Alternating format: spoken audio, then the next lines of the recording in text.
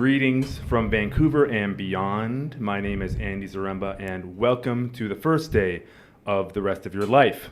Shout out Don Howard, Spirit Quest Sanctuary. He's definitely been influencing our train of thought here at Float House and at Vancouver Real, hasn't he, Mike? Absolutely. Yeah, I mean, I've been connected with him for 3 years now, and it's definitely a life-changing dude. No doubt about that. Yeah, so we are back here live on Vancouver Real, and we have a really awesome interview set up for today with a gentleman that is like a brother of ours now from the South, Sean McCormick from Float Seattle. But before we get to him, of course, I have to introduce my co-host for today, Mike Zaremba. Hey, everybody. How's it going? Good to be back with you behind the helm here. And I just want to make a quick few announcements I have. So one is obviously we are podcasting here at a Float House in downtown Vancouver, British Columbia, Canada. Floathouse.com is our website, and use the promo code Vancouver Real and you'll save yourself 20% on a single float. And obviously we're going to get into a lot of flotation therapy talk today since our guest is also a float center owner. So hold on tight for that. We're going to go down that rabbit hole very shortly. And I have a couple more announcements. One is for the Vancouver Real Meetup event we're going to do November 7th, Tuesday evening in Kitsilano at the Ontogeny Center. We just released today our episode with Dr. Carlos De Leon, and we're going to be doing a big collaborative workshop night with him Tuesday, November 7th. Check out the Vancouver Real events and the meetup for that date with Dr. Carlos De Leon. Universe of the Unconscious is what it's going to be called. And my last announcement is for... What is it for? I don't remember. Anyways, when I remember, I will come back to you. And now I'm going to give it over to Andy. Yeah, and speaking of Vancouver Real events, we have a Vancouver Real meetup coming up hosted by Steve Maxwell. And if you guys have heard of Steve Maxwell, he's been on Rogan a bunch of times. He came to Vancouver last year, did a workshop at North Van BJJ. He also came on the podcast and did a live episode with us. And he's going to be hosting a free breath workshop for the Vancouver Real community. So if you'd like to get linked up with that, jump over to the Vancouver Real community page. And we do these meetups every single month. So they're free. All you have to do is basically be part of the community. We're going to cap it probably at like 700. Then after that, we might start charging for people to be part of it. But for now, it's free. And if you want to get involved with that, just go over to Vancouver Real Community, and you can stay up to date with all the events that we do, and we do them on a monthly basis. And also, we, of course, have to give a shout out to the Mindful Mass meditation group. We just did an epic meditation down at Sunset Beach last week, and it was crazy. We had probably about 250 people show up, and it was just a massive crowd of people meditating to a beautiful sunset. So if you'd like to get linked up with that, those events are not so frequent. We typically do them quarterly. We try to hit the solstices, actually, so the next one will be the winter solstice. But it's just the Vancouver Mindful Mass Flash Mob. If you look for that group, or on Facebook, then you can link up, or mindfulmass.org. And lastly, we have to give a shout out to Dave Wheel, the founder and creator of the Grind Bar. And these bars are now being retailed at Float House. And they're just absolutely fantastic for a boost of energy and to sustain you for your entire day. Like, all I had today for breakfast was a Grind Bar. And then I had a medium Tim Hortons black coffee. And those two, that combination right there, your energy is just flying. And then I went to the gym and had a killer workout. And it's an amazing bar because it's all organic. It's full of hemp hearts, cashews, cacao butter, almonds, dates, raw cacao, all organic, all like really healthy ingredients. And it's ketogenic friendly. So if you're on a ketogenic diet, this bar is for you. And it gets you, sustained and lots of energy for whatever you need to do. So without further ado, today, for the second time on Vancouver Real, because unfortunately, and this has only happened twice in the history of the podcast, we've actually lost the audio to the interview. And we were devastated because it was such a good interview. But I'm really excited to have Sean McCormick from Float Seattle coming up to visit us again. And thanks for coming up and taking a trip all the way here just to be on Vancouver Real. Welcome back. It's so good to be here. Any excuse to come up to Vancouver. It's not that far from the crib. Coming back and seeing you guys, seeing you in the flesh. I win too. Totally, man. Well, we saw you just a little over a month ago at the Float conference, and we were hanging out at the after party with Duncan Trussell, and Christopher Ryan was there, and it was a really great conference this year. I think was it their biggest one they had? It had to have been, right? It was huge. Yeah. Like I'd say over 800 people attended this year, and Yeah, it's great to see that sort of support going on in the industry still, and of course Graham and Ashcon and the whole Float On crew do an awesome job. Like they went above and beyond this year. Like it was like the after party was like immaculate food and great reception and just awesome vibes all around. Well, they figured out how to toe the line between like legit, professional, industry leading, and also fun and quirky and like authentic and real and very Portland. You know what I loved about it is right after Duncan Trussell was on stage, basically they herded us all in the buses, like the entire theater. They're like, we have 8 buses lined up outside. Everyone's getting on a bus. Every bus has a different theme. I was on the pirate bus, which is awesome. We got eye patches and like beads and hats and stuff. And then they gave everyone like one of those little micro shots of one of the, I don't know, some rum or whatever. Yeah. But it was such a great way. It's like, all right, we're going right from the conference onto the buses, right over to the reception, which was such a smooth way to do it. Dude, it was so cool. I was on the space bus, so there was like inflatable aliens and bug eyes and like like little airplane bottles. Yeah, like you said, making it fun. Yeah, I think I think that's what we're all trying to do is do cool stuff and have a sense of humor and not take ourselves too seriously. Mm-hmm. You know, and I think floating lends itself to that sort of thing because it's as deeply healing as it is and as legit a therapeutic modality as it is. It's still there's room for some shenanigans. Yeah, it breathes lightness, literally, right? Like you're floating, and when you come out of the float tank, you're a lighter person on like multiple levels of your being. And why not take a little bit of a lightness approach to life sometimes, and just like not take it so seriously, so heavy. You can have a break from the heaviness sometimes. You know. Well, and having I know you guys are fans of both Duncan Trussell and Christopher Ryan. Oh yeah. Like that, having those guys do a really interesting podcast. A really it was before Burning Man, and they were both gearing up for it. Christopher Ryan's been cruising around the country in a van, exploring. The swimming in rivers too. Yeah, right. As a thematic, sort of like a symbolic gesture of whether it's Jack Kerouac just on the road jumping naked in rivers and flowing downstream. It sounds like a pretty awesome life, actually. Yeah, right. I had a chance to talk with him actually at the after party. And really cool guy, like down to earth, like just had a real conversation with me. He wasn't pretentious at all for a guy like with his status and like. What's his podcast called? It's it's which one? Chris Ryan's. It's called Tangentially Speaking. Right. Yeah. And the intro is Rayo Mamo Papa Chango. I don't know what that means. But it sounds cool. Yeah, but I like bing bing bing bing bing. Yeah. Sounds like something in the movie Blow or something. Yeah. But I really liked the speech that Duncan Trussell gave right before he did that live podcast with Chris Ryan. And he was talking about Lily. And he just like went straight into the deep end with John C. Lilly.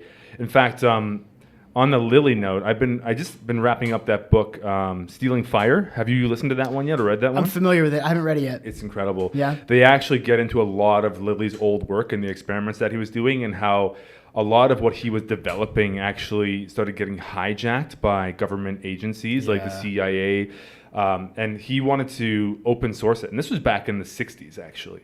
And his whole thing was he didn't want to give up that technology and have it become like private information or what's the word, like high security, confidential. Like he wanted it to be open source because he knew how powerful it was. Like literally he was putting like little tiny electrodes into the brain and they could control like what you're thinking, what you're feeling.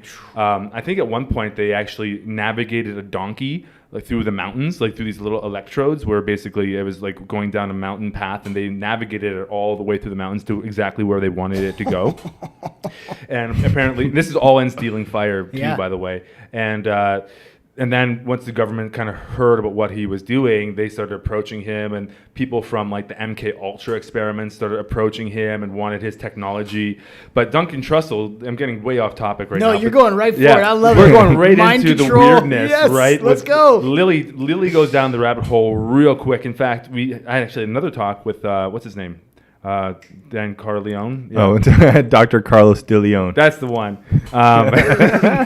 And he actually knew Lily in the flesh, which was really cool. Oh, really? But yeah, Duncan was talking about one of the Lily fables, and this is one of the myths that kind of came out of the depths from somewhere in Lily's writings, but apparently he used to go in the float tank and he would trip on ketamine because that's a great way apparently to have out-of-body experiences, one of the best ways. And on one of his voyages out into space, he claimed to encounter an entity, which was it was an entity that was a machine race. And apparently what it was this entity had come and found humanity and infected us with this bug, this disease, if you want to call it that, to make us obsessed with technology.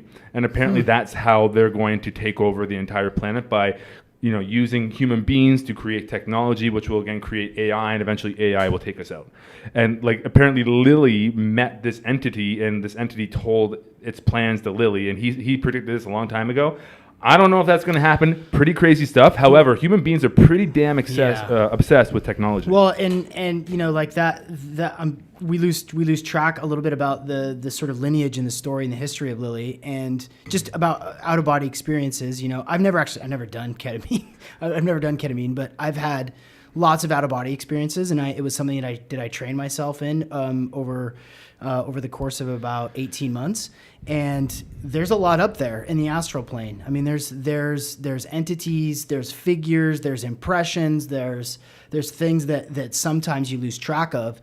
But that connectedness with whether it's the Borg or it sounds like McKenna's like machine elves, right? Like who knows, this right? Sort of like DMT induced visionary states where you are encountered with. He said it was changing machine elves, where they came and they greet you and they're like, "Hey, what's up? How's it going? Hey, we're glad you're here. You've transcended into the next plane. You're on this other plane of existence, and now it's time to rap. Now it's time to talk." And I've actually experienced that myself, with smokable DMT. I was met by these little like buzzy. These little beings. They looked like bees, but they were being driven by these little things that were operating a bunch of these little bees. And as soon as I broke through, I was greeted immediately by a whole bunch of them, and it was like, "You're back! Thank goodness!" There's lots to get to, and I, it sort of went from there, but trying to hold on to that. But those transcendent frames of consciousness, those states of consciousness that's the most fascinating content in my mind. Yeah, well, going back to that book, Stealing Fire, it's all about altered states of consciousness, and in particular, flow states. Flow states, right. And how to induce flow state within yourself through multiple different ways you can do it. You can do it through music, you can do it through float tanks, you can do it through, nootropics, psychedelic medicines, all sorts of ways you can do it. Even through just like repetitive motion and like doing like long distance running, you can get into a flow state. Yeah. And when you're in that flow state, it is exactly as the name sounds. Like you can kind of do whatever you want, and you almost feel like you can do no wrong. Right. Like you're just producing, like, and it just flows out of you, and you have a lot of ideas. Like the last few days, I would say I've had crazy ideas coming through, and I don't know what it is. I go through periods where it's like I get these downloads, whatever it is, are coming through. And then other periods, it's just like nothing. It's just like I'm just like a meat wagon, just walking through the earth, trying to like lift weights and You're just coming back from the jungle though too. I mean, Totally. so the medicine is still working with you, right? Yeah. Both of you guys on an intense level, and being back in Vancouver, being back in the city, being back, you're still probably trying to integrate and figure that out. And that idea of the flow state. Whether it's a grind bar and a coffee from Tim Hortons, or for me it's fasting and meditation. Like that's how I get there the quickest. Yeah. And the presence of novelty. I'm doing something I've never done before. It's sometimes for me punctuated by like a little ringing in my ears. The sort of like I'm tapping into my flow, my zone. And I know they in the book. They talk about doing physical activities, surfing, mountain biking. Yes. This introduction of something challenging physically to like induce that state. I think I've done that in soccer. I've done that with Brazilian jiu-jitsu. Sure.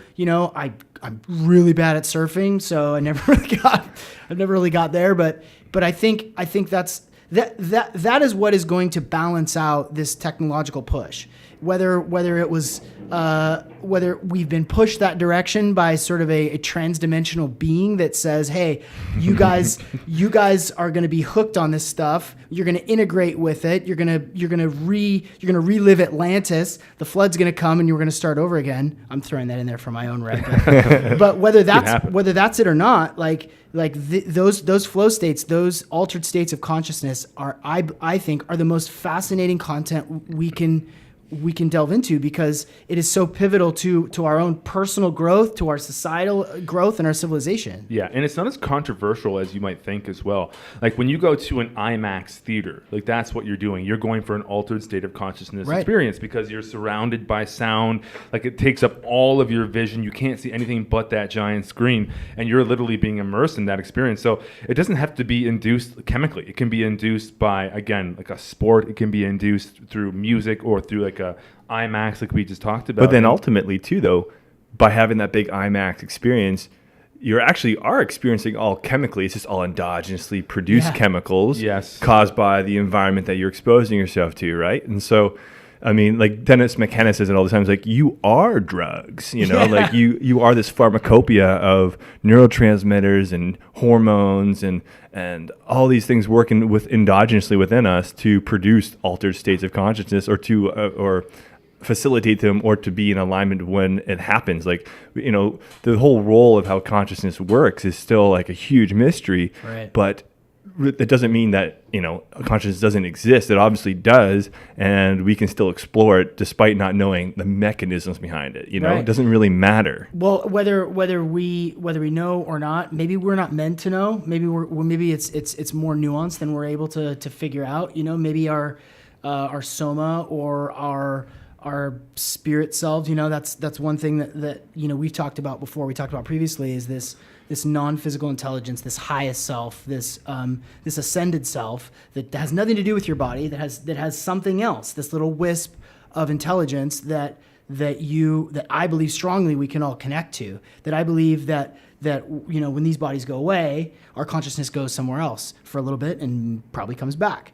And whether or not we can define that, because science is only as good as the tools that we're using to measure things, right? Mm-hmm. And if we don't have the right tools, if we can't quite pinpoint what spirit is or what love is, trying to explain love by a chemical reaction in your brain, I think it's lame. It's cheapens it, right? Yeah. And science, Descartes was inspired the scientific method by a visitation by an angel. You guys familiar with this one? No. The father of science, so Descartes, who invented the scientific method, wrote in his journals that he was visited by an angel in a dream, and the angel said to him, the world will be mastered by mathematics.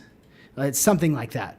So he basically said, like, I've got this idea. I was visited by this entity in a dream state that says that in order to control reality and measure reality and create structure and ones and zeros and measurement, it's mathematics. That's how we're going to explain science. And it was inspired by a dream this guy had. So yeah, and like again, talking about those altered states, as well as we do, that float tanks are incredible for doing that, because it is the perfect environment is to relax in deeply and just like focus totally within yourself. Yeah. And the one thing that I really want to start practicing is and really exploring is the astral projection. Yeah. And I've already had some inclination that this might be possible, but I really want to start practicing it in the float tank. And apparently, like, you have some experience in this world, but apparently if you just deeply relax, and if you envision essentially your, I guess you wouldn't call it your spirit, your energy body, whatever you call it, astral body, you envision that just separating from your body a little bit. I feel like that, like the float tank environment would be the perfect place to experience something like that. So there's, and I always point people to this book. It's called Demystifying the Out-of-Body Experience. It's by Luis Minero. So I before I got my hands on that book a couple of years ago, I had I guess 2 or 3 non-voluntary out-of-body experiences during meditation. I've been meditating since I was a little guy, since I was like 12 years old, in various forms and methods and disciplines. And there was, I think it was like 2 or 3 times where I projected out of my body, And I was so excited by the fact that I had done so that it Pop right back in. Pop right back in. Yeah. My first float I projected in my first float at a dude's house in his basement. My first exposure to flotation therapy, I popped out and found myself in this guy's basement. So before I had that, I had obviously that changes the way that you think about consciousness. That changes the way that you think about yourself and your reality and death and life. And so really the work to astrally project is done during the day, is done through what this book describes as VELO, which is voluntary, energetic longitudinal orientation, VELO. And basically what that is, I think I got that right, is basically sending energy up and down your body in a linear way to be able to practice sending, receiving, shooting, activating your chakra systems, the 7 chakras and the chakras in your hands and the bottoms of your feet, to be able to work with the energy around you. So this room right here, this podcast room that you guys have has a patina on it, right? All of the guests that have sat in this chair right now, there's an energetic signature to what's going on in here. And you can do that work in your bed. You can do that work in your float tank. You can do that work to work on the energy around. But the will, more than anything else, is what informs your ability to project out of body. And there's lots of different ways that you can do it. You can literally like picture yourself 10 feet out and then turn 180 degrees to look back at yourself. You can picture yourself at the bottom of a well, looking up at the top of a well, and shooting up through it. You can picture, you can do candle gazing. That's also a really effective way. It's never really worked for me for whatever reason. But it can. Yeah. And for a 7 or 8 month stretch, I was projecting out of body once or twice a week with some consistency. And, a lot of people I'm sure listen to this and be like, dude, this guy's so corny. He's so full of shit. I think that if you're not there, if your brain is not ready to like consider this as a possibility, it's not going to happen for you, right? You're not going to set yourself up for this possibility. But if you're like, okay, I'm open to that, the practice of this energy shift during the day, and then the sheer will that says, I'm going to project tonight. So they say that when you project out of your body every time you go to sleep, 6 inches, 6 feet, whatever. Every biological being does that. So when something goes to sleep, its light body, its astral body, like pops out of its physical body, which allows your body to recuperate even deeper. And what I was doing is I was projecting out. I was having interactions with entities. I was having interactions with other people who were also projecting. Like I was able to go across the lake at Green Lake near Float, Seattle, and cruise around. And I would look up and I would see other things also cruising around. You're always connected by a silver cord at the back of your head that goes back to your body. That silver cord is basically like your life energy. When that thing is snipped, you're kaput. But it can't happen like while you're projecting. Like something would have to happen to your physical body. But it's there for you, man. Like so I was doing it frequently. I was talking with one of my coaches, one of my mentors in the light work that I do, and she was saying, you might want to be a little careful, Sean, with messing around in the astral plane because you're sort of susceptible. You guys again have been in states of consciousness, whether it's in a jungle or whatever. You've been susceptible to other outside energies, whether it's something else in the yurt, whether it's something in the jungle. You're open to that and vulnerable to that. The same thing in the astral plane. You're allowing yourself to open up a little bit, and so you have to do various like protections and stuff like that. But I say go for it, man. Yeah, well, that's a lot of the work that they do down in Peru, and right. The nice thing about that is they create that container, so they protect you from that kind of stuff. So there's multiple levels of protection, so you're actually free to explore that if you can get there. That's the other thing. If you're still processing like old past pain and you're dealing with that and going into those realms, you're going to be doing a lot of purging most likely, right. And going through some like psychological like trauma healing. But once you get past that, that's when it kind of opens up the doors for you to explore those other realms. And like you said, I think it's really important to protect yourself in that realm, because you never know, right? Like if that is actually possible and you can do that, then who knows what else is possible, right? Right. But like, we went right down the rabbit hole from like the first minute on here. Nice. But let's talk about a little bit how we got connected, how we met you, and a little bit about why you got into Float Seattle and opening Float Seattle. Yeah. Well, we were kind of putting the pieces in play around the same time. You know, Yes, we opened in November of 2011. When did you guys open? Oh, we weren't open until May of 2012. Yeah, we were spring 2013. Okay, May so 2013. yeah, 6 months after. Mm-hmm. So we considered the name Float House for. I mean, we went through a bunch of names. We actually opened under the name Floasis. Right, I remember that. Remember that? Yep. Yeah. So we opened under the name Floasis, and we kind of had the same idea, kind of at the same time, and we were doing the legwork to put the money together, to find locations, and it just all of a sudden, you know, around that sort of 2013 mark, all of these little float centers popped up, and you guys and Float House and Float Seattle popped up at the same time. And then it's like, oh, look at these guys online. Like, these guys are, whoa, they're cool. They're doing lots of cool stuff. Their design, their marketing, all stuff. Like, I think that we just immediately vibed on the same Totally. level. Well, how I see that story going is, when did Float On open?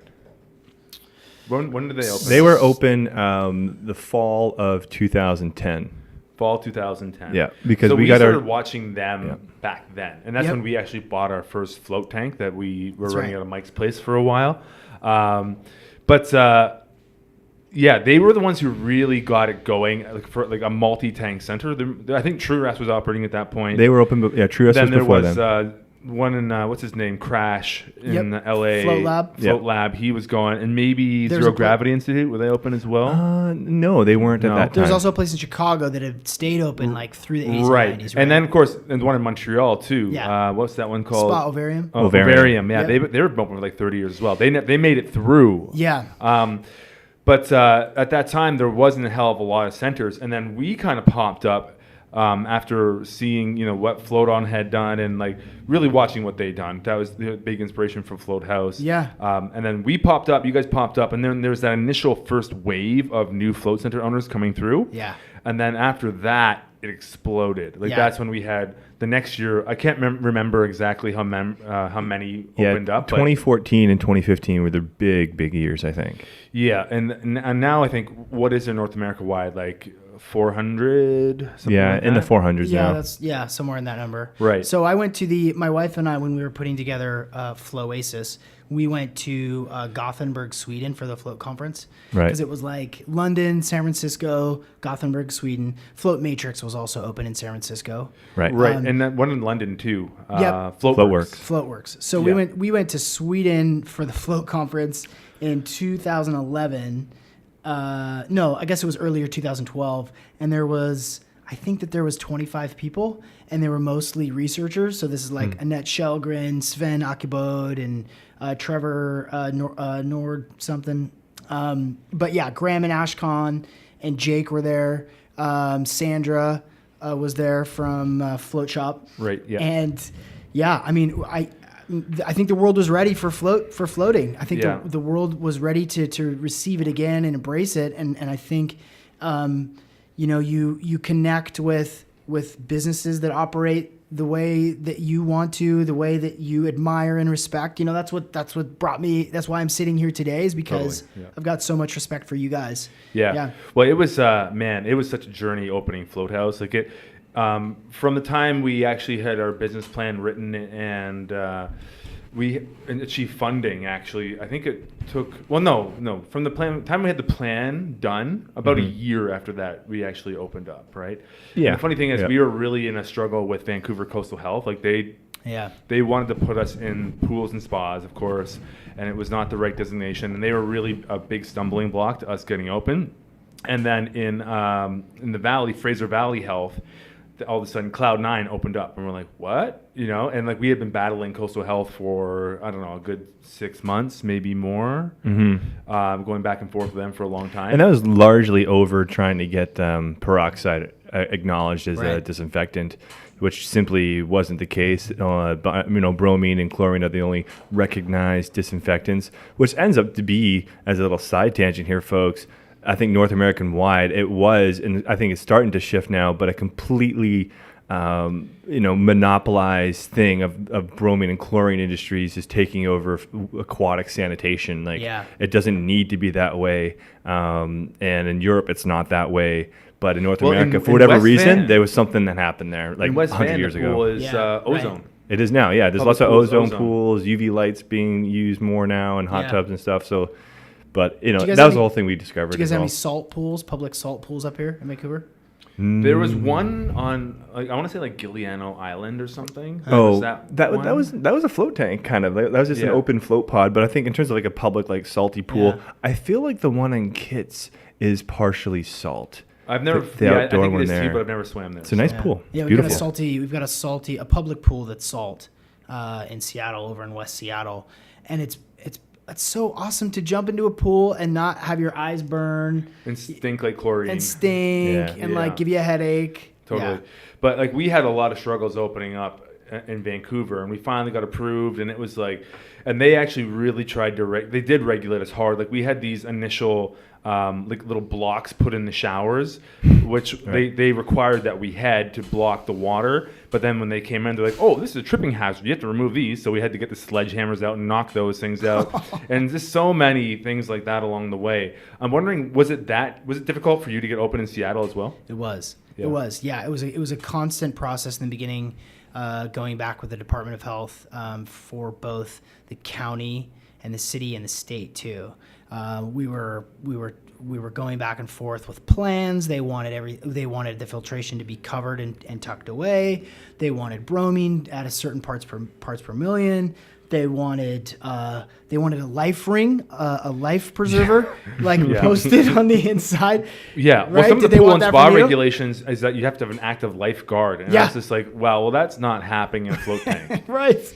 Well, and it's come a long way, but yeah, and those sorts of roadblocks, they kind of made us earn it, didn't they? Mm-hmm, you had to want it real bad to have to, of course you're invested monetarily and emotionally and time into it. But yeah, it was a constant back and forth, and we played the game and we did what they want, and then we found other means and we made our case, and they didn't hear it, and then they did want to hear it.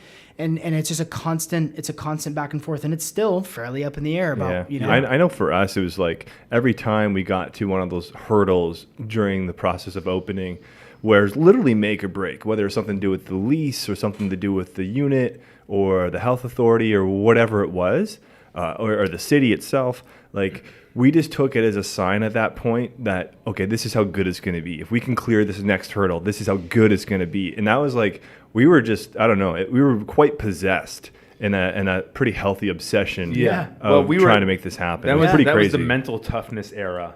So we had this audio book we listened to called The Mental Toughness by this guy named Steve Sabold, and it was probably produced, I'm going to guess, in the 80s. Like sounds like an 80s production. I think longer than that. I think in the early 2000s or the 90s. No, I'm saying when it was made.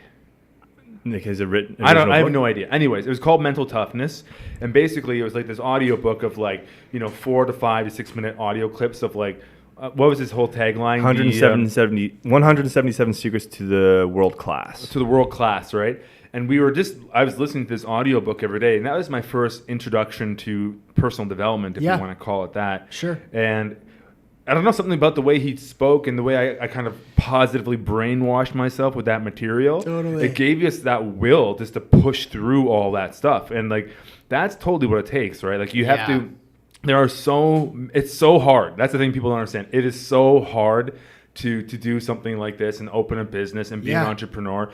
People see the lifestyle and everybody wants to be an entrepreneur. They see Gary Vee on stage yelling at people being, with their cell phone. All you need is a cell phone. Yeah. Bullshit. That is the biggest misconception I've ever heard in my life.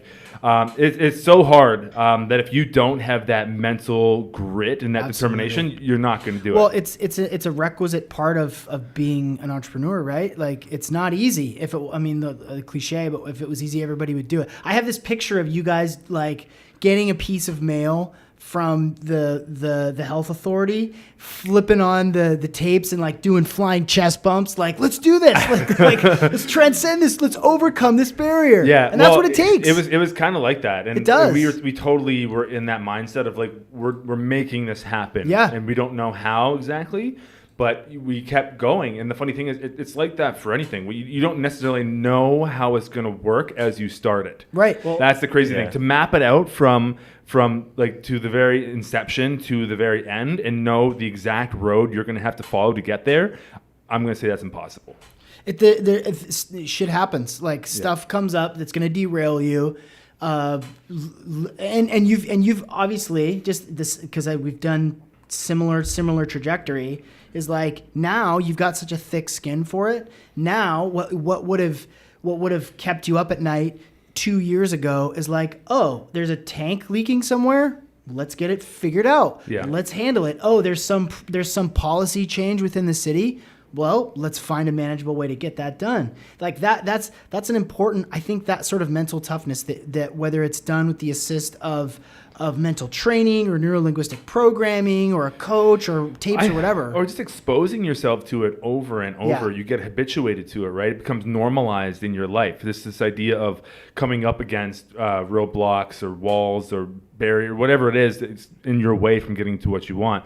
It becomes a normal part of your routine to expect those kind of things. And once you expect them, it's not as shocking. But, oh, okay, another problem. Got to figure this one out. And, and the funny thing is you figure it out. Yeah. You figure it out. I mean, maybe once in a while there's a problem that comes up which is unsolvable, but at least you went down that road. At least you've attempted. And that's the big thing. Like, you might be wrong, but at the same time, it's like, at least you're taking that stab at it, right? Yeah. Well, for me, the book, I'm going to forget the author's name. The War of Art. Yeah. Stephen Pressfield. Yeah. Resistance. The concept of resistance. Like, we all, whether it's getting up when your alarm goes off, like, or hitting snooze, whether it's talking to that guy or gal across the bar, or actually birthing and opening a brick and mortar business, you're going to be met every single day with resistance. There's going to be pushback and problems, and how you deal with it,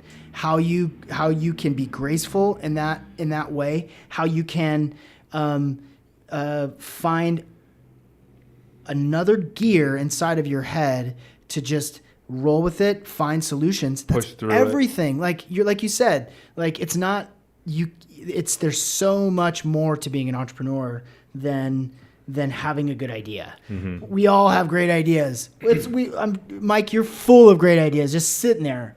It's pouring out of me I right can now. see it on you. And at the same time, it takes a certain level of execution, of resources, and time to put the pieces in play to actually make it happen. And the people that have found a way to effectively overcome that stuff in their day-to-day life, whether you're an entrepreneur or not, that's the key to living, man. Right. And again, people, I don't think they realize just how hard it is to pull it off. Like, Jordan Peterson went on this little rant about entrepreneurship and what it takes to actually be a successful entrepreneur. And it's really, really rare, actually, because it's like you have to come up with a product that actually has a demand for it at the exact right time, and hopefully no one else has done it better than you at that point already. So it has to be this perfect storm that all comes together at the exact right time for you to be successful. And I mean, so many businesses close within the first couple years. I think it's like 90% or 99% in the first year. And then it's like... And then by year 5, it's like 98% of businesses have closed. Right. Right. Well, and, to that end, I'm just sitting here trying to calculate how long I've been open and if I've overcome Well, you'll that be timeline. 5 years this fall. This November. Yep. Right. Yeah. That sort of mental toughness is critical if you want to make something work. And another thing about it too, like if entrepreneurship probably isn't for everybody. That's the other thing. It's definitely not, right? Because you have to be able to just survive so much turmoil and get through those hard times and make it normal to get to just know you're going to get knocked down and you have to pick yourself up and keep going. Yeah. Like it's a lot easier and safer, like realistically, to become a cog in the wheel of a big corporation, essentially, because like you're going to have a stable income. Like it's stable. Entrepreneurship is not that at all, and it's tough. Like that's one thing I've learned. Like we worked for a big corporation before, and it's just like me too. Because they're so powerful. They have so many systems in place, and they have huge national-wide marketing campaigns, and it's completely different than doing it yourself. Yeah. When all of that falls on your shoulders, it's a completely different game. Yeah, figure it out. Nobody's going to do it for you. You've got to figure it out. You have to be a scientist in your business. Nobody's going to say, hey, you got to fix this thing and that thing and this thing, and it'll work out. You have to constantly diagnose what's wrong with your business, where are you lacking, where can you improve, and start to implement like quickly, because by the time you notice it, it's been a problem for a while. Yeah. And we're going through that very same thing. Like we're not growing the way that we did when we first started. And whether that's competitiveness in the market of Seattle, where there's 4 million people and 1, 2, 3, 8 or so float centers. Yeah, it happened everywhere. It happened in Vancouver as well. Right. And again, it adds to like when you do have something successful, on top of like overcoming all those hurdles, now you're going to get people that are going to jump over the idea like as soon as they see something that looks like a good thing. Right. Like and that's tired normal. And beat down. It's to be expected. Like that happens across all industries for sure. And again, like going back to the entrepreneur note, like you have to have like just the right mix of openness and like conscientiousness to be able to do it, right? You have to be open enough to be able to come up with ideas and have that creative capability, but you have to be conscientious enough to be meticulous and get that work done and like make sure that you have the drive behind it as well. It's like it's a rare breed to be one and to be one successfully. And I think that it's like, I would recommend, especially if you're younger, go for it. Like if you're in your early 20s, like you have time to completely fuck up your life.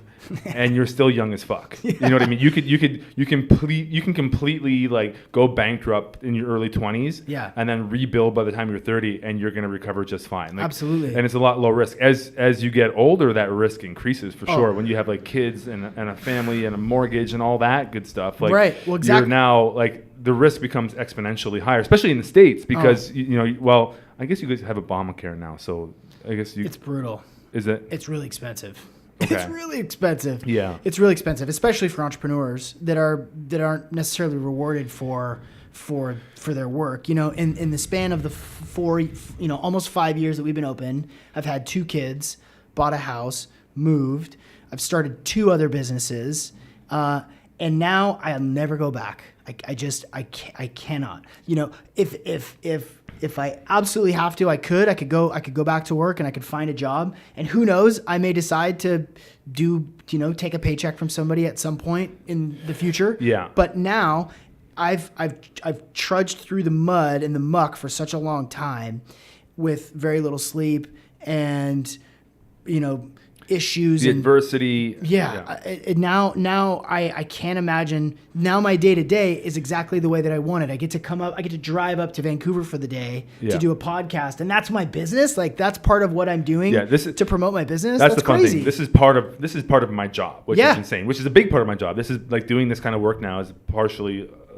I consider it my career, like doing this podcast, which is insane. And all the other 7,000 cool things you guys are doing at all times, right? Yeah. But there is that thought that creeps into your mind about going and, like, say, working for a corporation or something like that, because when you leave the office at the end of the day, you don't have to think about it anymore. Yeah. Right? Because you can shut it off. And there is some appeal to that in terms of just quality of life, like going home every night and going home on the weekend and being like, I don't have to think about this for the next 48 hours. Yeah. Whereas when it's your business, you can get to that point, and actually, I have to say that I'm pretty much there where I can switch off pretty easily now. But for the first little while, like you're thinking about it from the second you wake up to the second you go to sleep. But the only reason why you're there now or close to there now is because you put the work in to set the systems in place, to hire the right people, to put all of the puzzles together so that you could have like 48 hours without having to muck around. But I know, I want to just kind of chime in though, for those who do work at corporations and stuff like that, like for the ones that really like are climbing that ladder and are high achievers, man, I guarantee they're bringing stuff home. You don't get to climb that high and make that money. Well, that's true. That's like, true. You know, when you like, get to the top tier, for sure. Yeah, I mean, there's the ones where you can get by, and you know what? I wouldn't even say it's corporations, and no offense to anybody out there if you're in that position, but like in terms of like government workers, that is a whole different beast, because a corporation still has like a lot of market forces and pressures, where government is like they get income. No matter what pace they go at, no matter what mistakes they make, no matter how inefficient they are, they get that income still. Where corporations have market forces, and if you're not producing or you're not effective, that's gonna come back to you. Yeah. So in theory, government is the safest. Government. Well, and the thing is like that is like, when you have a government that's too heavy, there's too much going on. I don't know. There's an interesting balance, like that one podcast Joe Rogan had. Peter Schiff. Yeah, that was super interesting. Go listen to Peter Schiff on Joe Rogan. I think it was like 1004 or something, 1002. Peter Schiff. Totally. Did you listen to that one? I did. Yes. It really changed my perspective on how I see a lot of things, and it's he's not like on the right or left. Like he was like bashing Trump and Obama and Clinton and Bush all at the same, like the whole thing, like he just dissected like where the United States economy is at and how it got to where it is right now and where it's probably going, which doesn't sound all that rosy, to be honest. Yeah. But I mean, we're all in the same boat, right? Right. But he was just arguing against big government in a way that I've never heard it before, and it made a lot of sense. It made a lot of sense. To your point too, Mike. For the folks that do work a 9 to 5, that do have a commute, there's still the sort of mental conditioning required to have either a really high quality of life or have a really crappy quality of life. And if you're at management or program, I mean. I've got an increasing web of friends as I get older. Every single one of my friends is either going to work for Boeing, Microsoft, or Amazon. It's inevitable. I mean, it's inevitable. I mean, a dozen of them, and increasingly so.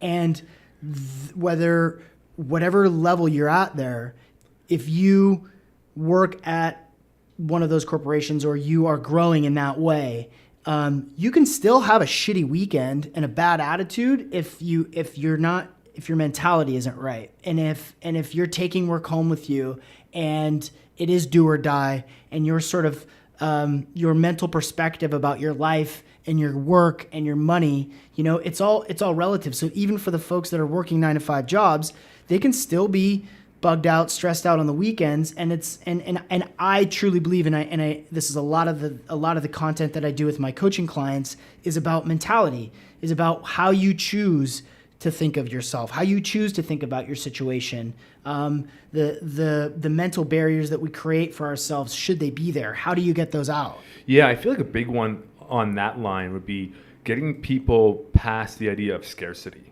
Right, that's a big one, I think, that holds a lot of people back, because like people, scarcity. I don't know if there is a reality to that as well, but at the same time, there is a whole world of opportunity, and a lot of people, I think, are run by that idea that I have to hold on to everything that I have, and then I can't take a chance, or else I'm gonna lose what I have, or something like that. That scarcity mentality, I think, is a major one that holds people back. Yeah, I mean that's half glass empty or half glass full, right? Yeah. And that's a choice.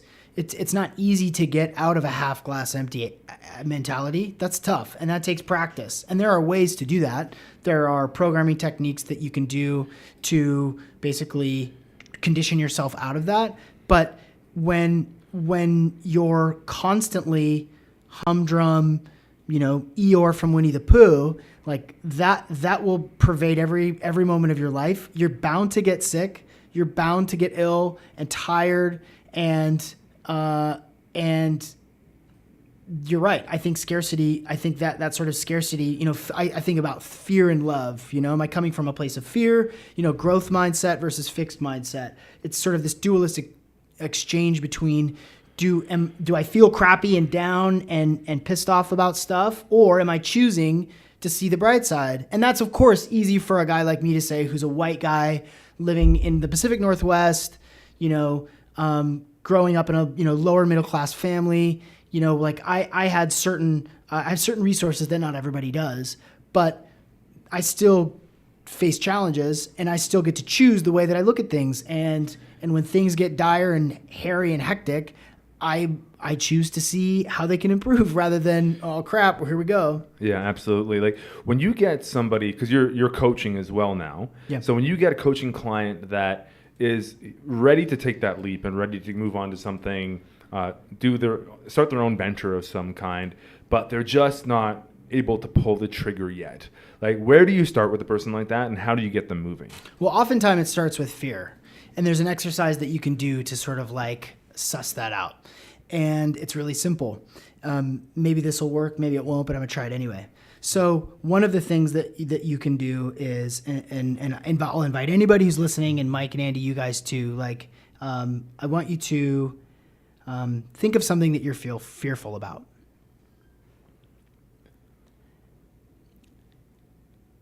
And I want you to pinpoint it as specifically as possible. And I want you to say, my fear is, and then take it to the next step. If that happens, then, if that happens, then, one more time, and if that happens, then, and then you flip it.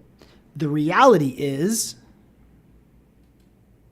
you see, we have to take ourselves in this exercise, we have to allow ourselves to go to that dark place. We have to allow ourselves to go from, I'm fearful of X, because if that happens, then Y. And if that happens, then Z. You have to go there. This is like shadow self, right? Mm-hmm. You have to get dark with it. You can't brush it off to the side. So if I'm coaching somebody new and they want to do something, but they're just crippled by whether it's fear or whatever, go down that path, man. So find out the worst case scenario. Pull it out. Like, identify what it is. Because, you're bringing light to it, right? Right. Exactly. Go to that place. What is that place? And any example I give isn't going to work, but hopefully you guys did it, and the people that are listening to this.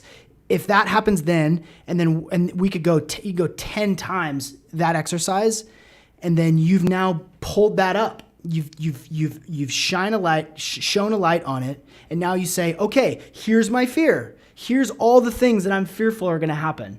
But the reality is, and then you go oftentimes back to that first sort of root fear, that sort of surface level fear. And the reality is, I have resources. The reality is, I'll still be able to pay my bills. The reality is, I can get another job. I can find another partner. I can recover. And that's that exercise alone, just like, oh God, thank God. It feels good to just get it out. Yeah, right? Totally. Mm-hmm. I mean, and that's also talking about, I mentioned Obamacare really quick, but we have, healthcare coverage in Canada, and it actually allows for people, we have a higher rate of entrepreneurship in Canada because of that, because at least you have that safety net, right? Mm-hmm. And that, if you break it all down at the end of the day, for the most part, you're going to have a roof over your head, you're going to have food, and you're going to have healthcare. Right. So even if you bottom out and you can completely go bankrupt, like worst case scenario, your basic needs are still met. Right. And we're so lucky that in North America we have that platform to sit on. So I think it's just checking in with that and thinking about your worst case scenario and being like, am I going to die because of this? Right. Probably not. Probably not. You're probably going to be fine. You're probably going to be fine. And that, it sort of plays really nicely in, I don't know if you guys are into Stoicism, like Stoic philosophy. Yeah, I've researched it a little bit, but that's it. So it's basically like, what's the worst case scenario? Like, practice that. Identify that. Like, open yourself up to that possibility. It's not really going to be that bad. Like, what you're thinking is the worst case scenario. If the market crashes, I'm still highly employable, right? Yeah. Like, if the market crashes and I lose all my businesses and I can no longer speak, like, I'm going to be able to find a way to provide for my family. Like that at the end of the day. So this philosophy, the Stoic philosophy of bad stuff's going to happen. How can I prepare for it? Is it really as bad as I'm thinking it's going to be? No, it's not. It never is. Our subconscious mind is conditioning us to prepare. And that's what our brain does. Our brain looks for problems. That's what we're conditioned to do. We've been evolved to do that. Exactly. Yeah. I'm going to get eaten. I'm not going to have kids. Like, I'm not going to eat. Our brains have evolved to find problems. And we made the joke about we're just monkeys, trying to figure it all out. And when you take it down that road and you come to understand that your brain is not really your friend.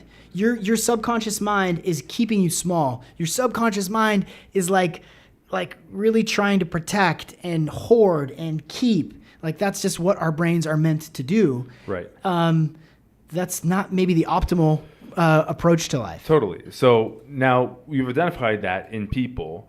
And so that's one technique of kind of looking at the worst case scenario and being like, is it going to be that bad? And if that did happen, would I still actually ultimately be okay? Yeah. Usually the answer is yes. What are some other things people can do to help get them moving in the right direction? One thing I've heard that I thought was pretty useful was, again, imagine all the things that you don't want. So the thing that's going to repel all the worst case scenario, if you were kept doing all the bad habits that you have and going down that path fully, what is the worst case scenario that your life could end up like? Mm-hmm. And use that as motivation of like, I don't want to go to that place anymore. Right. So I'm going to take steps that will move me away from that place. Yeah. Then the next part of that is find like your North Star. What is the ideal life that you'd like to build for yourself? Right. Like this is, if I could build the perfect life of my dreams, what would that look like? So you have the worst case scenario on one end, and then you have like your imagined best life ever on the other, and make your decisions like day to day, moment to moment, to take you away from the really bad spot or hell or whatever that happens to be, and towards where you think you want to go for right now. Yeah. Like that's one thing that I think is really useful, because you are actually using fear in a healthy way. Yeah. Like fear is actually Sure. a super strong motivator. Like I think it's got a bit of a bad rap, and for good reason. Sure. But at the same time though, it does take you away from the things that are really going to mess up your life. Yeah. Right. So using that on that both ends, like dangle the carrot and crack the whip at the same time. Right. Well, that's the only way that we make decisions, right? Is to get away from pain or toward pleasure. Yeah. That's the only way we activate on anything. Think of it in the context of a float center. Are you promoting improved sleep, or are you saying, you're tired. Like there's a different way to frame that, right? Yeah. And that's the way that anybody makes decisions, is to either go toward pleasure or go away from pain. And on that note, one way there's a phrase that I arm all of my clients with, which is, does this serve my highest purpose? In every moment of your day, whether it's a cupcake, a snide comment, travel plans, does this serve my highest purpose? Does this get me to where I want to go? Just to like the example that you just gave. And you condition yourself to say, okay, does this serve my highest purpose? No, it doesn't. Okay, well then I'm going to quit smoking weed. Does this serve my highest purpose? Yes, it does. Okay, well then I'm going to get up and I'm going to go run because I feel great after I run and after I exercise. So using that little key phrase. There's also an exercise that I do with people, which is it's called 10 Yourself. And I've done this with TV actors. I've done this with pro athletes. I've done this with entrepreneurs and startups that I consult with in Seattle. And it's really, really effective. And what you do is you picture yourself in 10 years from now, and you write out your ideal day. What does that day look like? Where's your house? Where do you wake up? Who's in bed with you? Who else is in the house? What's the first thing you do? What's for breakfast? And you map out your ideal day. Because again, like we have to bring that up. We have to address that stuff the same way that we address the negative stuff in our life and the ways that we think. We have to put a little marker we have to throw that carrot 10 years out and say, I'm headed for that. That's what I want. I want to affect millions of people. I want abundance. I want health and prosperity for my family. I want to do charitable work that has a massive impact. I want a house, I want an island in the Caribbean. Like, putting those things out into the future, writing those out specifically, gives you a goal. And a lot of us, I think a ton of us, don't even have any idea what we want in a week, let alone a month or a year or 10 years. And if our decisions this day, the day after, are targeted towards the ideal version of ourselves, our highest selves, our 10-year selves, if we've identified exactly, written out in long form, I woke up, I rolled over, my wife smiled at me, I got up, I went to the bathroom, like the coffee maker clicked on, I did my gratitude practice in the morning, and I thought of the 3 things that I was grateful for, like my kids came in, like putting that in, embedding that into your subconscious, because I've heard just recently, like 95% of our brains is our subconscious. The way that we operate through the world is through subconscious conditioning. And that subconscious conditioning happened from birth until you're 7 years old. What I can say, what I can't say, how I can stand, how I can act, where I can go, what I can do, what's appropriate, what's inappropriate. And that conditioning to the age of 7 constitutes most of the decisions that we make. And only 5% is our conscious mind. Only 5% are the decisions that we make in our daily life. So we can actually go in and fine-tune our subconscious through neuro-linguistic programming, through coaching practices, through altered states of consciousness, through intention setting, to actually like condition our subconscious mind to go after what we want. Like, one of my coaching clients worked in a really cool job. His job, he was traveling. He was going to Hollywood events. He was doing all this amazing stuff in an industry that was sexy and fun, but he was miserable. Like, he was tired. He was underappreciated. And we started to work together and say, well, what do you want, man? Like, what do you want? Do you want this? No, I don't want this. Well, what do you want? Well, I want to get married, and I want to do work in sustainable energy, but I'm not even close to that. I don't even know anybody. Well, in a year's time, this guy went from miserable in a cool job to engaged to the woman of his dreams, to getting funding for a sustainable startup that he thought of, that he's building. Like, these massive changes can happen, where it's all within us for us to be able to make that happen in our lives. But we just we're so beat down and conditioned by what's okay and what's not okay. Like, that mental change we all can do. It just takes a little bit of focus. There's this really good video. After you're done watching this, go to the Vancouver Real Facebook page, and it's like 4 or 5 posts down of Gary Vee just talking about getting over the opinion of other people, and like asking you who you are afraid to fail in front of. And that one, it's just like, when you hear him talk about it the way he does, it's just like, who gives a fuck about what other people think, right? Like, we had talked about earlier how you're now putting yourself out there as this coach, public figure, if you want to call it that.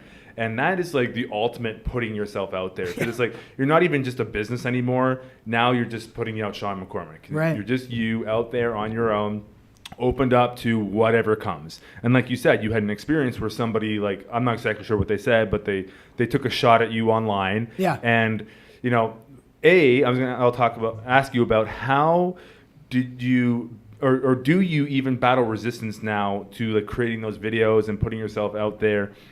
Or have you, in the beginning, did you have resistance to that? And B, now when you start getting criticism like that, how do you deal with that? Yeah. So when I decided that I was, gonna really double down on the content, when I was gonna post frequently, I was gonna do a lot of Facebook videos. I was gonna start putting myself forward as a coach, as a workshop person, as a mentor, as a speaker. I decided this is my, again with Gary Vee, like, this is the thing that I'm mildly good at. Like, I'm kind of okay at being on videos and speaking authentically and trying to inspire people. Well, shit, I'm gonna put the pedal down. I'm gonna push that really hard because that's my sort of KPI, right? That's my thing. I can continue to harness this ability to create cool content. And I got to a point where I had to shed this baggage that I had about, well, what if nobody cares? Like, why would anybody listen to me? Why would anybody have any interest in listening to what I have to say? This sort of like imposter syndrome, right? If you guys are familiar with imposter syndrome, like why would anybody care what stupid old Sean McCormick has to say about a thing? And the fact of the matter is like a lot of people do care. A lot of people do. The feedback that I get, the clients that that I'm so grateful to work for, they do like it. So I decided, okay, and there was a turning point. It was in a float tank. Bing, bing, bing, bing, bing, bing, bing. It was in a float tank where I was like, I was doing my sort of affirmations. I was doing my coaching myself, right? And I said, well then, what do you need to do? And it was clear. You need to continue, and you need to just go for it. Who cares what people say? Who cares if they love it, if they hate it, if they're neutral to it? Just keep pushing it out, because that is who you are. That's what's going to propel you forward as a coach. Fuck it, Now you've mustered up this courage. You got this bravery.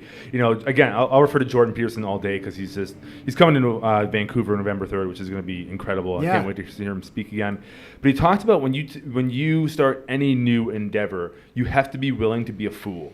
Because it's like you're going to put yourself out there into a field that you know very little about compared to people who've been in it for a long time. And you have to be okay with like being publicly, just screwing up completely in front of the eyes of everyone who's watching you. Right. And being okay with that. And again, that imposter syndrome, like when you start off anything, it's like you start off as an imposter because you really don't. You don't know what you're doing when you go into something new. That's part of it. That's uncharted territory. You're having a new adventure. That's like the hero's journey, right? The hero going out and like going into the unknown and slaying the dragon, and then you get that gold at the end of it, right? That's what he keeps talking about. Yeah. So now you've mustered up this courage. You're able to put yourself out there. You're making these videos, and then some douchebag online comes along and takes a big shot at you. Yeah. How does that feel, and how do you move past that? The comment was very specific too. It wasn't like you're a dork, dude. It was quit talking down to people. Quit talking down to people. You're not inspiring anyone. You're only making people feel small and lesser than you. Let's get together because I want to help you motivate people, which is not what you're doing. You're just making people feel stupid, which was like at the very heart of what I was trying to do, right? Mm-hmm. Just sticking me right between the ribs, right? And publicly online so everyone could see it as well. Right. Yeah. And so I read it. And my first reaction was, well, that's not fair. And then my second reaction was, well, what's he going through that makes him want to actually stick me like that? Like, what's he dealing with in his life that makes him feel the need to like troll me, right? And then my third thing was, and it's, I was able to, I'm getting so good at this shit that I was able to turn it around pretty quickly. And then it was, all right, what can I learn about this? What can I take away from this one comment? How do I respond? Because I didn't want to either delete it. I didn't want to whatever. So I thought, okay, how can I respond gracefully? Sure. How can I respond with tact? And I was like, okay, bud, we're friends. You know me. I think you're missing the point here. This is not what I'm doing. I'm not better than anyone. I'm not smarter. I don't have all the answers. I'm just trying to provide my point of view in case it inspires someone. Right. It's so hard though when somebody like projects that onto you, which probably is exactly what he did, right? For some reason, you probably triggered something in him, which made him like have to voice that opinion. Like like something possessed him where he had to write those words on your video. Yeah. Like that's how strongly it hit him. Yeah. So maybe it's like something inside of him that he got brought up, and he maybe something he does in his own life where he's talking down to people, and it's like he's condemning you for doing it. It's that whole reaction formation thing, the idea that like we're preparing a reaction to something, so when we get accused of it, we can be like, oh no, it's like you can condemn them first before like put the blame right back on them if something that you actually do. Yeah, something like that. And anyways. then for that scenario too, it's like maybe from his opinion, that's how you come across, but maybe from other people's opinion, they appreciate the way you come across. Like, people connect and speak in many different languages. And to any one person to say like, this is the right way, you're doing it wrong, is ridiculous. You know what I mean? Like, there's too many variables. There's too many alternative perspectives. Like, everyone is the center of their own little universe based off all the experience that they've had in their lifetime and probably beyond. And so it's like, you know, have some humility, really. And like, if he was really, really concerned about you, you know, maybe reach out in person, like, hey, man, this is what I've been thinking. Privately? Yeah, totally. Right. You know, versus like doing this online shot. Because then you're like, okay, then they don't really care. You know, for whatever reason, they feel the need to do this publicly. Sure. And, you know I think there's something there. That's kind of weird. Post that I got in this little online debate with some people. It was on a Time magazine post on Facebook yesterday, actually.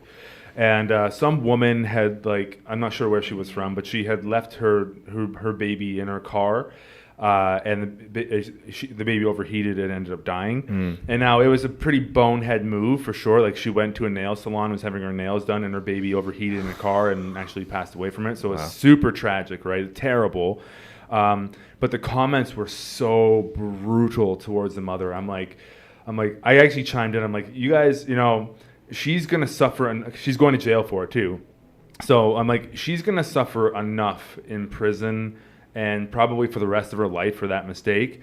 And it was just watching people pile on. It was so gross to watch people just like, this woman just lost her child and now she's going to jail. And then the mob just wanted blood. And it was like, and I can understand the anger, but at the same time, it's like that person's going to suffer for a long time for that mistake. Right. You know? Well, I mean, we've talked about it before too. This like sporting outrage, you know, this virtue signaling. That's an easy one, right? Like, you're right.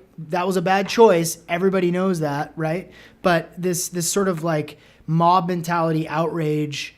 It's so toxic and it's so unnecessary and it's so easy to do. And online. People love it though too. Like when you get into that mob mentality, it's like people love watching people rise, but then they also love watching them fall too. Yeah. Like I'm not sure what it is. I think it's like a validation thing. It's like, see, this is why I should stay safe because now, you know, I've stayed safe and now look at them, they're crashing and burning. Good decision for me to like not put myself out there. Right. Yeah. Right.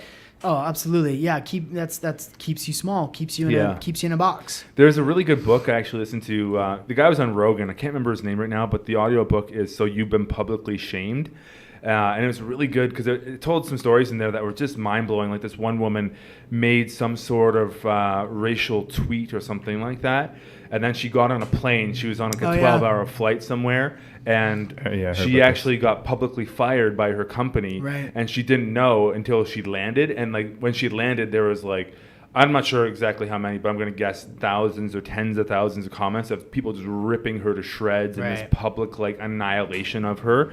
And she like, you know, you land and wherever you're going, you pull up your Twitter and like there's like, you know, 10,000 comments and you're like, oh shit. Like, can you imagine? No. Like, but anyways, that book, he used that example in the book and it's called You've Been Publicly Shamed. And he talks a lot about why people do that and why they actually, they'll pile on and just try to shame and destroy somebody online.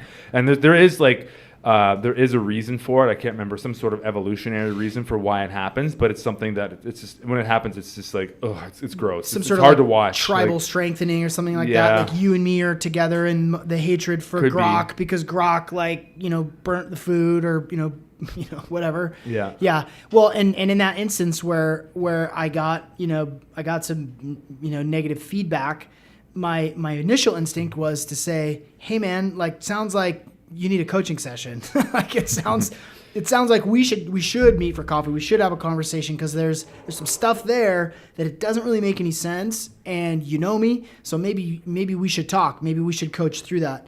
And you're putting yourself out there. We're doing it right now. Like you're putting yourself out there. You're putting your face out there. You're being vulnerable. But the world needs authentic, real people to step forth and speak their truth, right? And you guys get to curate minds, people, and topics that you really love. And Totally. that is such an amazing gift to the planet. Yeah. I mean, your guys' trip to London to go do London Real was phenomenal, like so inspirational. Yeah, thanks, man. Your guys' content is so consistently compelling, and part of it is because of the questions that you ask. Part of it is because of the guests that you bring on.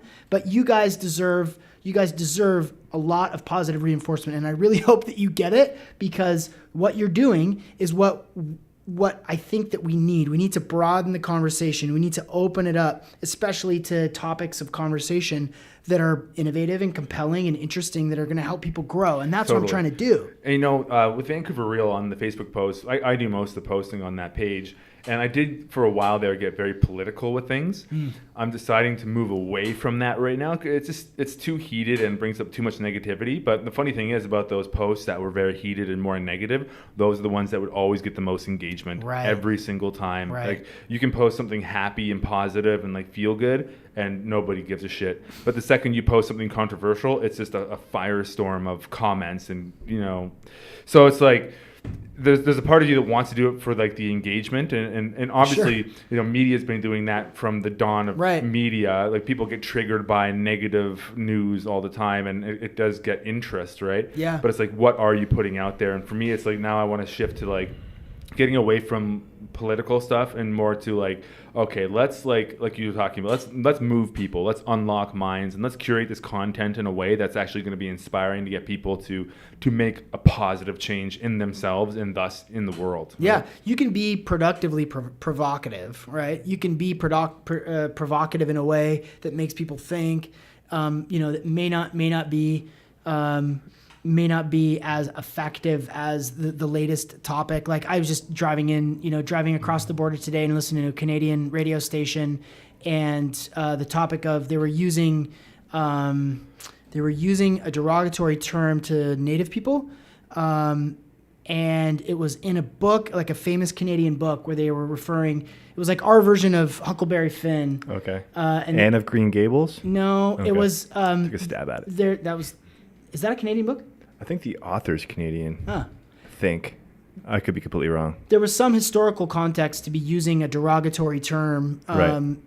It starts with an S. There's the mountains named after this derogatory term to refer to like a native person. I don't know. Anyway, Yeah. you can gravitate towards that stuff because it's provocative and makes people itchy, but it keeps clicking. It keeps the clicks going. It keeps the listeners engaged. And it's just low-hanging fruit. Well, look at Vice. Like Vice is all that kind of stuff, right? Right. Low-hanging fruit, controversial, racial, sex, drugs, whatever. And it's just like that's what's getting lots of clicks. And like it's like, what do you want to be, right? What do you want to put out into the world? And that's a big question I think people should answer, especially when they're going into some sort of realm like podcasting or like, becoming a coach. Like what are you contributing, really? Yeah. Well, and I think that we should be choosy with what we consume, right? Again, what are you choosing to put into your brain?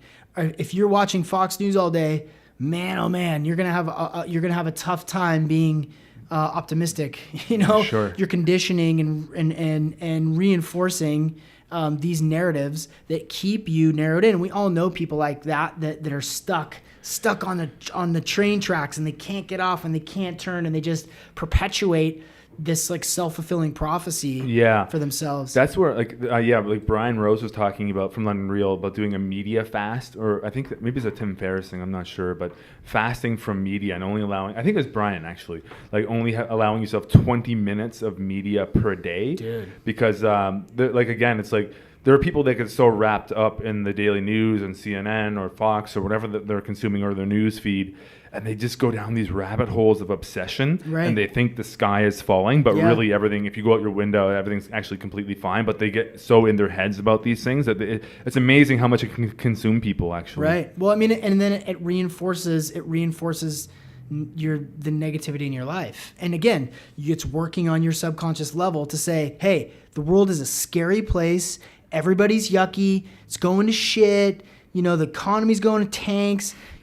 everybody's bumming. The environment, Trump, just Russians, doom, like gloom, it's nonstop, right? It's just North Korea, like if your tab on your computer is open to that all day long, and that's what you go to that every 10 minutes to kind of check in on the next thing, like that'll make you crazy. It becomes your vibration, Like, and that's such an important thing, I think, to do, is like to really check in on your vibrational state, because that's kind of like a good check-in of like just how are you feeling, and it'll kind of measure between like your head and your emotions and your heart and just your central nervous system, and to make sure that you are in this like, well, just check in. Where is my vibration right now? Is it kind of tense? Is it irritable? Is it like kind of like itchy and like sketchy and twitching out a little bit? Or am I like really present and calm and like actually looking at this beautiful, majestic world for the moment that I'm alive in that moment, because I am safe, I am fed, and I have a roof over my head, and I have loved ones that are relatively healthy. And, for right now, hell is a bay, chaos is a bay, and I can kind of enjoy this moment and check in with that vibration, because I do believe in the law of attraction, man. I do believe that if you can kind of be in those general states, that more often consciously, that you will just have more positive interactions in your life. And then when you do have a negative interaction too, you'll be very aware at that moment, and you're not just in some sort of autonomous loop of expecting shitty moments and perpetuating them. You'll be like, whoa, this is different. This is not in my normal vibration. So I'm really here right now. I'm really alert, so you can deal with it, hopefully with like, the best outcome possible. Yeah. Yeah. It takes practice too. And totally. It takes the awareness. So important. It's tough to turn that corner. I want to get your take on this. And this is something that I've sort of reconciled myself, but I know a lot of people have this quandary, especially in like the mindfulness, yoga, meditative space, is the idea of, accepting what is and being okay with what is. Yeah. But then also we have the ability to go and take action and create the world and build something and get something done. So like, how do you recommend people find that balance in their life of like, being okay with where they're at, but then also trying to move forward and get something else done and build something for themselves? I think that there's a distinction between like being present and mindful and being balanced and focused versus complacent. I think that there's a difference there where you can be,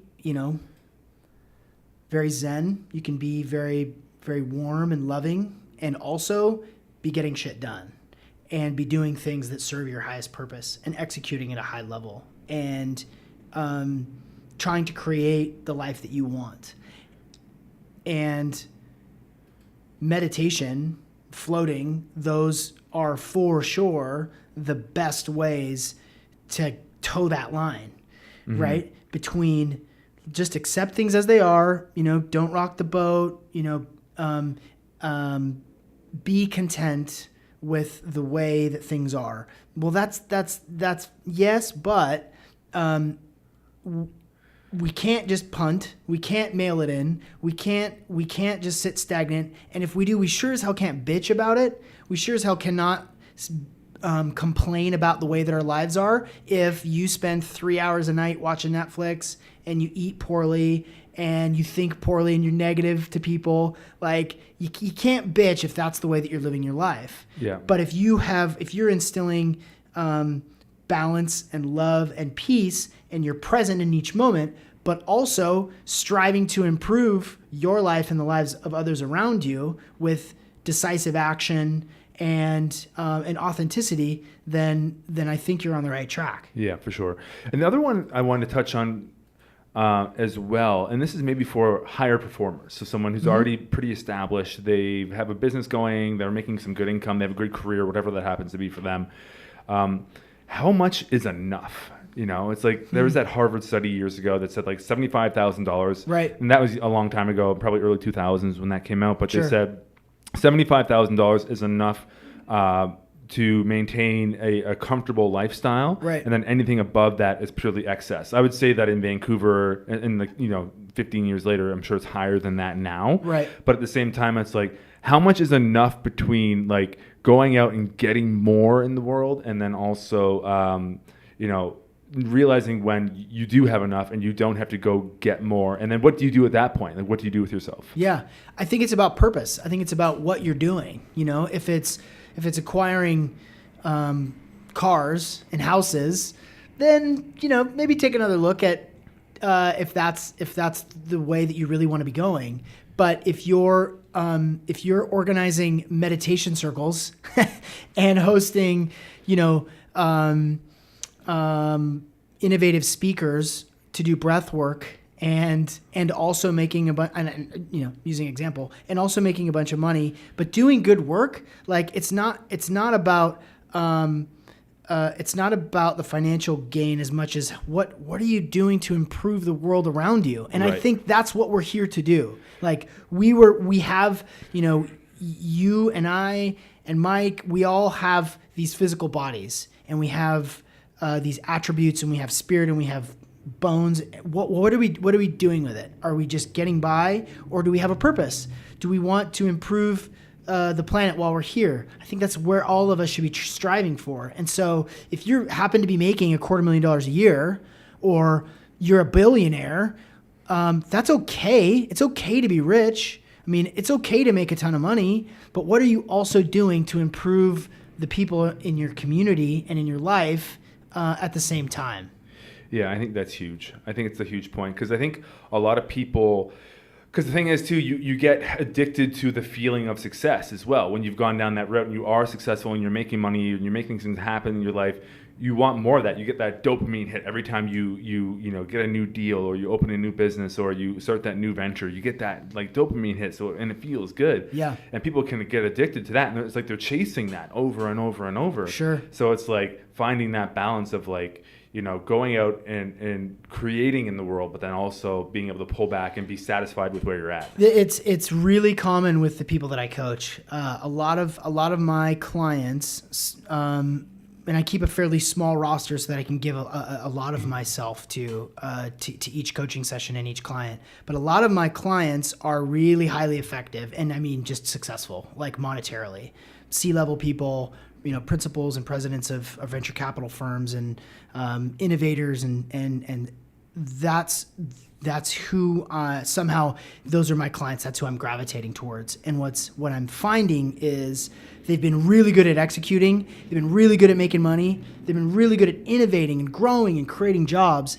And they've maybe focused a little bit less on their personal care. They've maybe focused a little bit less on their mentality. They focused a little bit less on their level of fulfillment, and they've optimized for money and success, and that has depleted their ability to find balance in their life. Sure. And so a lot of my clients are experiencing this 35 to 45 to 55 age group where, dude, I've got everything that I want monetarily. My kids are taken care of. I've got 4 houses. I travel wherever I want. My business is going crazy. It's wildly profitable, but something else is missing. Something else is not where it needs to be. And so the coaching work that I do with them is to continue to innovate their life, to continue to decide, well, what else do you want then? Do you want elevated consciousness? Do you want peace? Do you want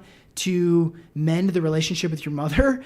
Do you want to do the work on everything else in your life? And I've found that takes practice, and you need a mentor or a coach or someone who can help you get to that spot in your life where everything is kind of in flow and in balance, not just, restoring that balance for sure.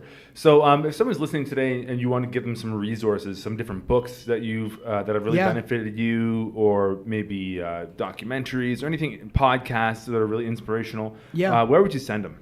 Well, I mean, that's a good question. Over the years, I've found inspiration from a lot of different sources. Just the way that Tony Robbins does his thing is pretty incredible. The Tony Robbins tapes are tapes. That's the second time I've said tapes. Do you guys have any tapes? I don't have any tapes. Not anymore, man. Showing your age, Sean. Yeah, right. Tapes. So Tony Robbins is pivotal. The War of Art by Stephen Pressfield is an excellent way to sort of change your mind. What are some other resources that I really like? The Tim Ferriss podcast is excellent for mentality and habit and routine. Okay. Those are some pretty good resources there. Yeah. For sure. What's your favorite podcast? What do you listen to the most? What do I listen to them? I mean, I always go back to Joe Rogan. Sure. But that's sort of the easy answer. But he always gets he gets a very consistent high caliber guests. Yeah. Yeah. Yeah. I want to pick one that's a little bit off the beaten path. What do I really listen to? What was I listening to? So the Optimal Performance podcast is one that I never miss. It's brought to you by Natural Stacks, which is a supplement company. Yeah. You met some of the guys? Yeah. You met them at the Flow Conference. Yeah. Their Cool. their products are incredible. They really have made me so much more productive and focused and physically optimized in my life. And the Optimal Performance podcast with Ryan Muncie is an excellent podcast, from gut health to high intensity interval training, entrepreneurship. It's really about it's this core of biohacking.